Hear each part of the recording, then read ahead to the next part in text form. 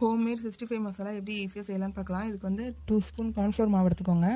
அதுக்கப்புறம் 1 ஸ்பூன் மிளகாத்தூள் போட்டுக்கோங்க. அப்புறம் மஞ்சத்தூள் போட்டுக்கோங்க. தேவையான அளவு உப்பு போட்டுக்கோங்க. இப்போ வந்து 2 ஸ்பூன் அரிசி மாவு ஆட் பண்ணிக்கோங்க. இதில் வந்து கரம் மசாலா ஆட் பண்ணியிருக்கேன். இதுக்கப்புறம் தேவையான அளவு லெமன் இது மாதிரி ஸ்க்யூஸ் பண்ணிக்கோங்க. இது எல்லாத்தையும் நல்லா மிக்ஸ் பண்ணிக்கோங்க. இப்போ தேவையான அளவு உப்பு போட்டாச்சு. இதெல்லாம் நல்லா மிக்ஸ் பண்ணோன்னா நம்ம கடையில் கிடைக்கிற 65 மசாலா மாதிரியே நமக்கு ரெடி ஆயிரும். இது வந்து கடையில் வந்து நம்ம வாங்கும்போது நல்லா கலர்ஸ் நிறைய ஆட் பண்ணியிருப்பாங்க. இப்போ வந்து இது கலர் இல்லாத மாதிரி தான் இருக்கும். ஆனால் வந்து நம்ம சிக்கனோட ஆட் பண்ணும்போது நல்லா ரெட் கலராக மாறிடும். மிளகாத்தூள் கலரே இதுக்கு போதுமானதாக இருக்கும். இப்போ இந்த மசாலா வந்து சிக்கனில் ஆட் பண்ணிக்கலாம். பாருங்கள் எப்படி கலர் வருதுன்னு. இதுக்கப்புறம் இதை வந்து 1 ஹவர் மேக்னேட் பண்ணிவிட்டு நம்ம எப்போது 65 பொரிக்கிற மாதிரி பொரிச்சிக்க வேண்டியதான். இன்னமும் 65 மசாலா வந்து கடையில் வாங்கினீங்கன்னா வாங்காதீங்க. இந்த மாதிரி வீட்டிலேயே செஞ்சு பாருங்கள். பெஸ்ட்டு ரிசல்ட்டாக இருக்கும்.